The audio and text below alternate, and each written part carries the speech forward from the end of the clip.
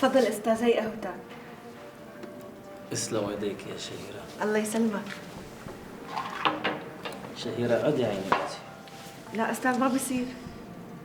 عدي، انت صرتي وحدة من البيت. اصلا ما إلي غيرك بهالدنيا يا شهيرة. وانا كمان يا استاذ مالي غيرك. ابي الله يرحمه قبل ما يموت وصاني فيك وقال لي بتخدمي ابو ضياء بعيونك، وانا باذن الله باذن الله ما راح اقصر معك. بعرف، والله بنت حلال يا شهيرة، بنت حلال. والله يا استاذ ما بيصير هيك، بتضلك كل الوقت زعلان ومهموم وصافن وعم تطلع بهالصورة. ما بيسوى هيك، انا خايفة عليك. معك حق يا شهيرة، بس ما عم بقدر ولا بأي شكل. هاي بنتي، بتعرفي شو يعني بنتي يا شهيرة؟ ضاعت فجأة هيك ولا عدت لقيتها. استاذ انت لهلا ما قلت لي كيف ضاعت؟ والله كنت بالسوق عم جيب لها شوية أغراض وأكلات وألعاب، فجأة دورت عليها ما لقيتها. وين؟ برمت الدنيا عليها طول وعرض ولا كنت لاقيها. ولهلا ما عرفت وينها؟ قلبت الدنيا عليها يا شهيرة ما كنت لاقيها. دفعت مبلغ كبير للي ممكن يلاقيها، ما في نتيجة. ما ضل قدامي غير هالصورة، بطلع بالصورة بتأمل بهالصورة، ممكن لاقيها ما ممكن لاقيها. ما بعرف وين رماها الزمان، وين راحت من قدامي الله أعلم. إلا 8 سنين، يعني هلأ لازم يكون عمرها 18 سنة. يا مسكينة، يا ترى وينها؟ وين أراضيها؟ شايف يا شهيرة، مشي بيحط العقل بالكف. بنتي صار لها 8 سنين ضايعة وما بعرف عنها شيء لحد هلا. لا حول ولا قوة إلا بالله. طيب يا أستاذ أنت ليش ما بترجع بتدور عليها؟ يعني انشر صورها بالتلفزيون بالجرايد بالمجلات، لازم تعمل يلي عليك. هاي الصورة كان عمرها 10 سنين. هلا إذا بدي أرجع أنشرها تكون تكوينها تغيرت، تكون صارت صبية. هيدا إذا الله كاتب لها عمر، الله أعلم. أنا إلي قرايب بيشتغل بالشرطة، اشتغلت عندهم فترة وحبوني كتير. بيقدر يساعدك لأنه هو عنده واحد رسام بيقدر يشوف صورتها ويتخيل كيف صار عمرها بعد ما صارت 18 سنة، بيرسم لك ملامح وشها ونحن بناخذ هي الصورة وبننشرها. شو رأيك؟ الله يسمع منك. إذا عرف هالرسام يرسمها للميا ولقيناها حيكون إليك عندي مكافأة كبيرة كتير. معناتها أستاذ أنا رح أحكي مع قرايبي وبيجي لعنا وبنحكي له القصة وإلا ما يلاقي لنا حل. يلا يلا شهيرة، خذي موبايلي واتصلي بهذا الضابط اللي عم تقولي بتعرفيه، بلكي بيجي فورا ونحسم الموضوع هلا. ايه شلون هذا أستاذ؟ ساعة واحدة وبكون عندكم. نحكي لك القصة هون. لا تنسي المعلومات الصغيرة قبل المعلومات الكبيرة. يعطيك العافية.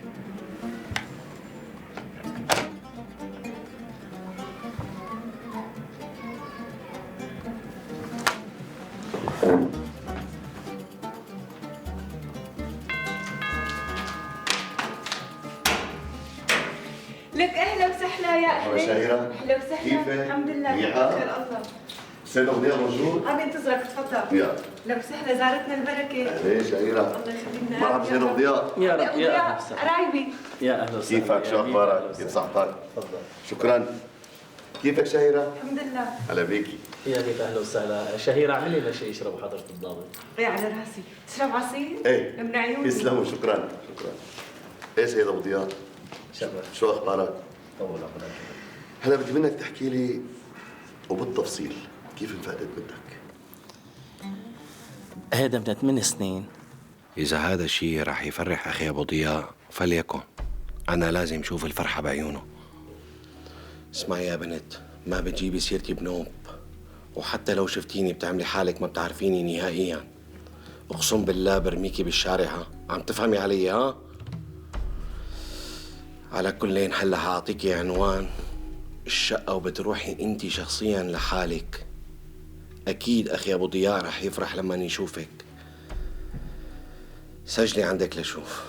عمي ابو ضياء مضيع بنته صار له 8 سنين، بركي حرام اختي نجبر بخاطره بنلاقي له اياها. لك يا عيوني، اذا مضيع بنته من 8 سنين انا مفترض لاقيها هيك بهي السرعه يعني مثلا؟ لا طيب انا عندي فكره. طيب حطي من ايدك خلينا نسمعها. تفضلي. ايه رح احط من ايدي. هلا حضرتكم اذا بناته ما كان يجي لعندكم واحد رسام؟ يجي لعنا واحد. ذكرته؟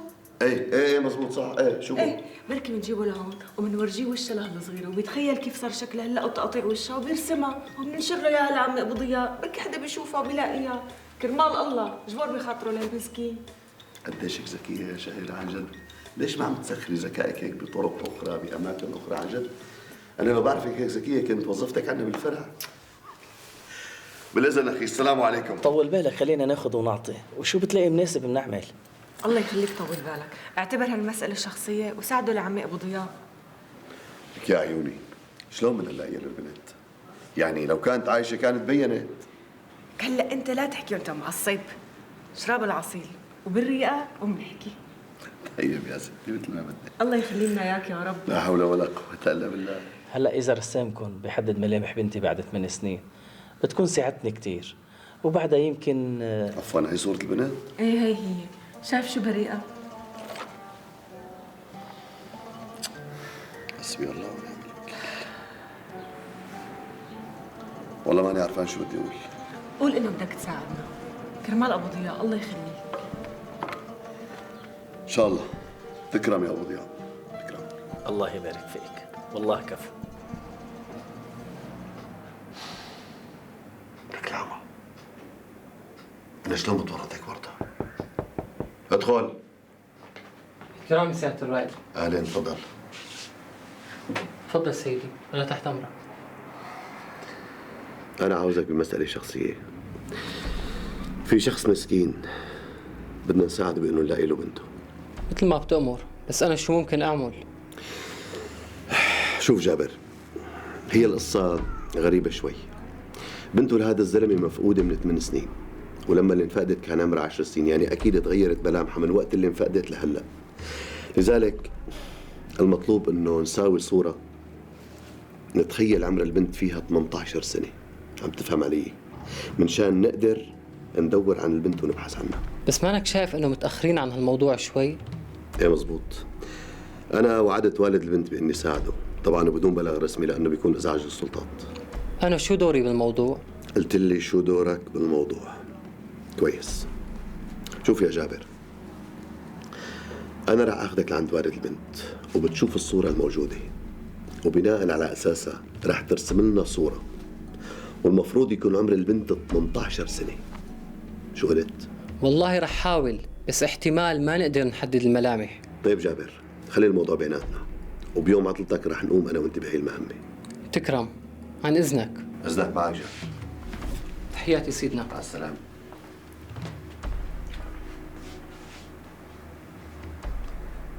الله يسلم بدنك يا شهير على الاستفادة. والله بحياتي ما كنت أتخيل حالي هيك موقف.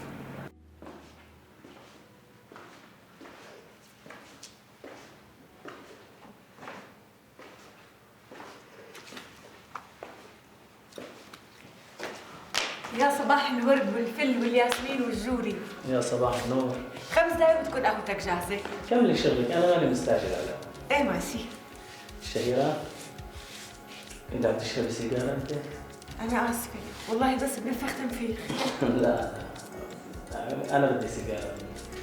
ليش مغير دخانك أستاذ؟ كله ايه حاضر. الباكيت وصاحبته على حسابك أستاذ. تسلم.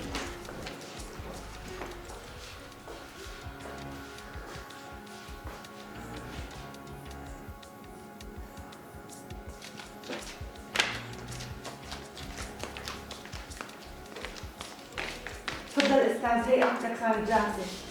يسلم ايديك يا شهيرة. الله يسلمك. على فكرة ما تنسي تتصلي برهف وعماد ولاد خي، لأنه يمكن نعوزهم اليوم يجي يساعدونا. ايه لك، والرائد كمان ساعة تانية جاي هو والرسام، وما حيقدم بلاغ نظامي، رح يعتبرها مسألة شخصية ونحن حنقوم بالمهمة. برافو. هي الدخان في سيجارتين بس.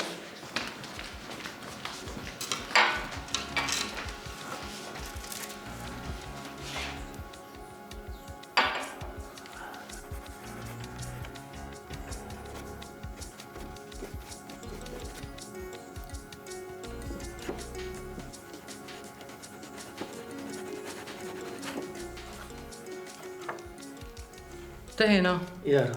تسلم ايديك. تفضل. الله يسلم هاليدين.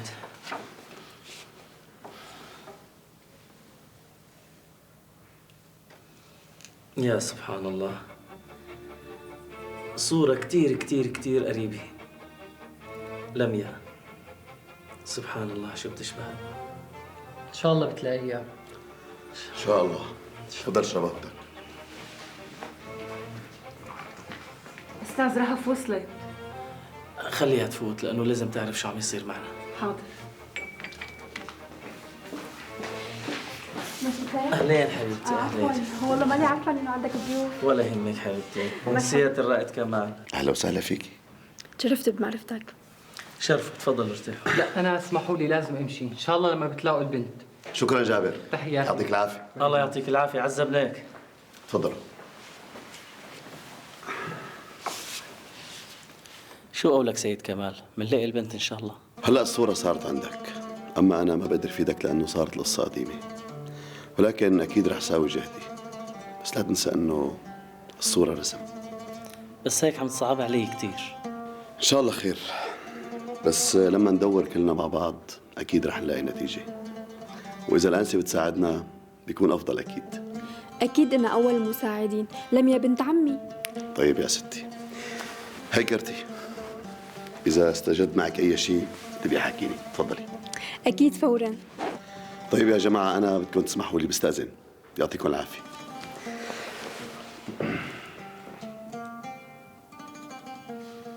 لا حول ولا قوة إلا بالله. يا رب. استاذ الله يخليك اشرب كاسة العصير وحاجة تفكر بقى، خايفة عليك.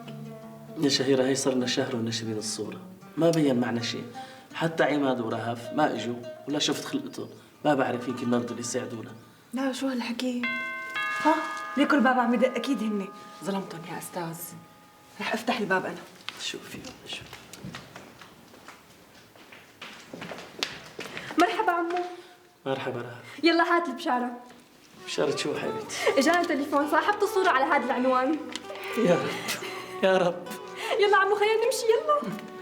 شهيرة جهزي لي الغداء وعيطي لي للشوفير.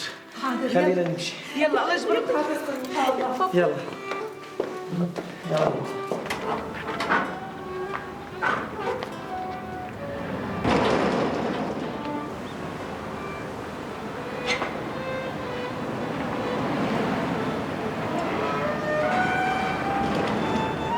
عمي معقول بنتك ساكنه هون؟ يا الله نيالا. الحمد لله، المهم تكون ما انحرمت من شيء إن شاء الله يا رب. إن شاء الله تكون هون. هلا يلا بلا ما نتحذر، خلينا ننزل ونشوف بعيننا، ويا رب تكون هون. نزل يوسف، افتح الباب. يلا.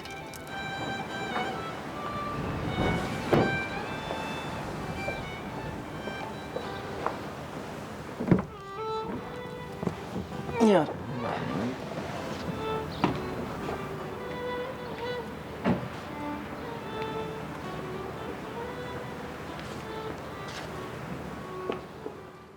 الو، مرحبا شهيرة، اعطيني اخي ابو ضياء لو سمحتي. راحوا؟ شو عم تقولي؟ طيب اول ما بيرجعوا بتخبريني، عم تسمعي؟ بيني وبينك شهيرة، عم تفهمي علي؟ بيني وبينك. ايه لا خلص مثل ما بدك، كل شيء بصير بيني وبينك وبدون ما حدا يحس. ايه بأمرك انا، ماشي، مع السلامة.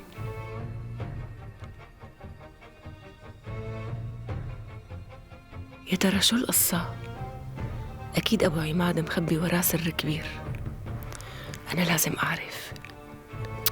ليكون ما بده أبو ضياء يلاقي بنته مشان الورثة. لك لا، بس أبو ضياء معه مصاري كتير، وإذا ظهرت البنت هلا مو من مصلحته ولا من مصلحة أولاده. إيه بس كمان أبو عماد ماله بحاجة. والله شي بيحير. إيه خلاص أنا ما دخلني، إذا لاحظت شي من أبو عماد رح خبر أبو ضياء دغري. هي الساعة عم تركض، لازم انهي الغدا على بكير. يلا. ما عم نسترجي نحكي معها، واذا حكينا معها بتضل شاردة وما بنحسن نتفاهم معها على شيء. يلا بسيطة حبيبتي، نحن عائلتك. انت ما بتحبي يكون عندك عائلة؟ طيب انا اسمي رهف، انت شو اسمك؟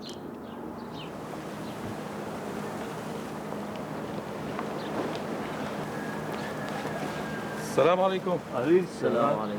عمي هي مو بنتك، في شيء غلط. غلط شو؟ شو عم يصير؟ شو القصة؟ القصة انه هي 10 عملية نصب بيقوم فيها الاخ، وكل مرة بيخطف بنت شكل مشفى الامراض العقلية. نحن عرفنا انكم عم تبحثوا عن بنت مفقودة، كنا عم نراقبه لما اتصل واعطاكم العنوان. شو؟ خدوها يا ابني خدوها، وخدوا لي اياها بسرعة يلا. شوفي شو قصة؟ تفضل. شرف.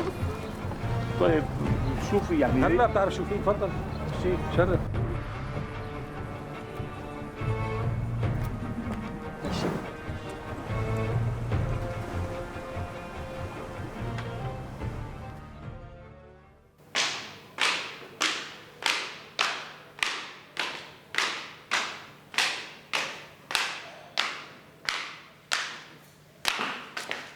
شو يا شهيرة لا تقولي لي كمان ما رضي ياكل. ما رضي ياكل، قال اتركوني بدي موت. وبعدين معه بهالقصة، والله أنا نجيت. يا رب نلاقي بنته بقى نخلص من هالقصة. ان شاء الله. انا بالمطبخ، اذا بدك شيء عيطيلي. ماشي حبيبتي.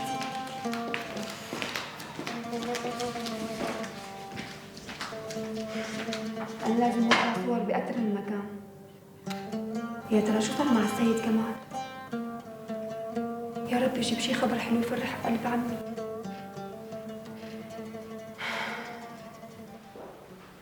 انتي بس بدك حجة تحكي مع السيد كمال؟ رهف أنا فهماني عليكي.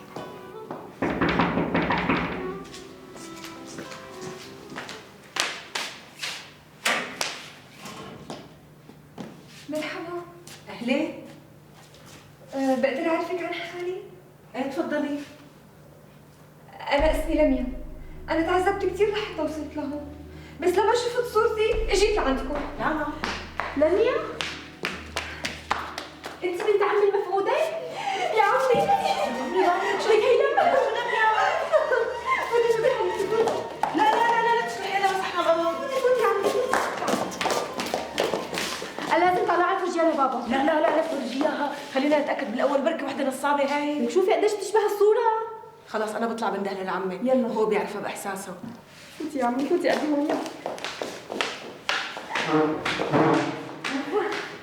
شوفي هلا رح يجي عمي يشوفك. اكيد انت بنت عمي المفقودة؟ بلا انا ما بشبهها؟ بلا.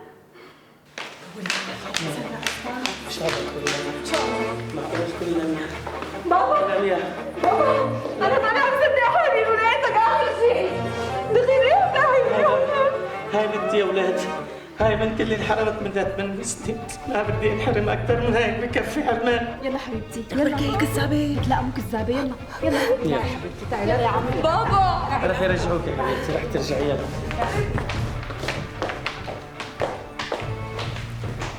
الو، يا اهلا وسهلا.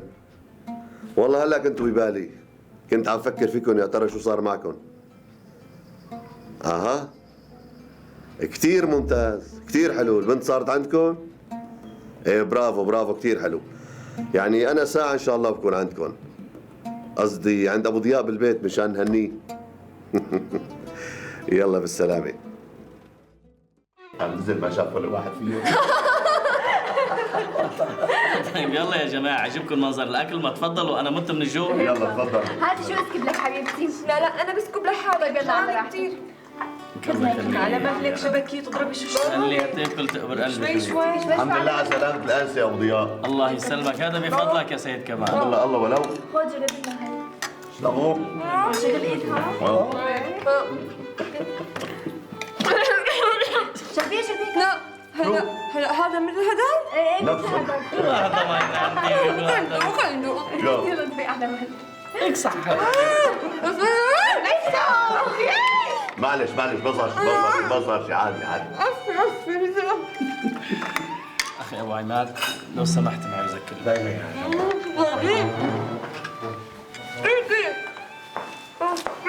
شرف أخي أبو عماد، شرف. الله يزيدك شرف.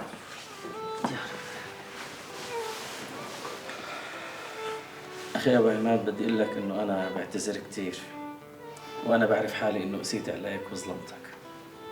ما في داعي تتأسف، أنت أخي الكبير وتاج راسي، ولا تتخيل يوم من الأيام إني أزعل منك أبداً، بس أنا مزعوج من الداخل لما دريت إنك ما عم تاكل وما عم تشرب. هذا لما عرفت إنك أنت بلغت عن الجماعة وكشفت إنهم نصابين. مع إني كنت حابب هاي البنت تضل عندي رغم أنها مريضة عقليا. نسيت اقول لك انه هالبنت قلتها الوحيده انه فجعانه، فقوم خلينا نطلع ناكل معهم قبل ما لميا تاكل كل الاكلات. يلا تفضل. بشكرك أنا كثير يا أخي. يا بهمان ولو شايف شلون فجعانه؟ مثل ما حكيت لك عليها ابدا. فجعني معدية، كلنا تفجعنا. يلا تفضل تفجعل لك شوي.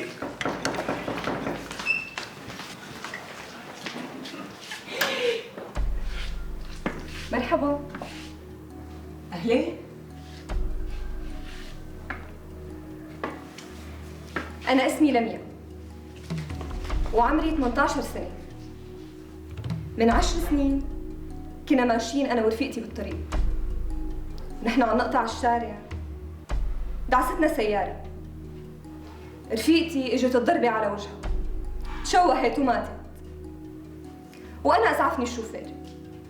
ولما طبت أخذوني أهل رفيقتي ربوني بدل بنتهم. يعني لما ما لقوا حدا يسأل عني. لا اله الا الله، يعني بفهم منك انه البنت اللي دفنتها بايدي هدول الاثنين كانت رفيقتك مو انتي؟ الصدق اللي قال اللي له عمر ما بتقتله شده. على كل الحمد لله على سلامتك عمو. لميا الحمد لله يا ربي، الحمد لله. أنا أخي أبراهيم معد بعد الحادث ما خلاني أشوف البنت اللي دفنها، لأنها كانت مشوهة وكان خايف علي من الصدمة. بس قلبي دايما كان يقول لي إنه في عندي بنت واحدة طيبة، وراح يجي اليوم اللي يشوفها. وهاي شفتك ورجعت لعند أبوك يا عيني. حبيبي خلص،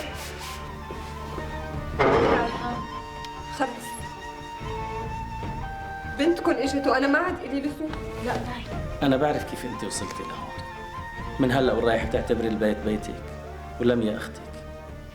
أنا انحرمت من لميا 8 سنين، والله عوضني بدال البنت بنتين.